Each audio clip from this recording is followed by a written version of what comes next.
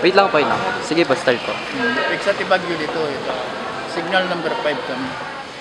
Mga ano po, paano po kalakas kung i-describe nyo? Kasi nakita po namin dito sa paligid, madami pong mga nasira. Oo, marami. Lakas talaga. Lakas ang Baguio dito. Farmer po ba kayo, Lo? Oo.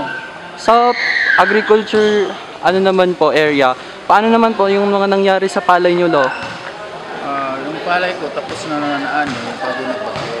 Yung mga kasama ko ang nasira. Yung mga kasama nyo po yung nasira. Marami yung nasira ang palay dito. So matindi po talaga yung nangyari.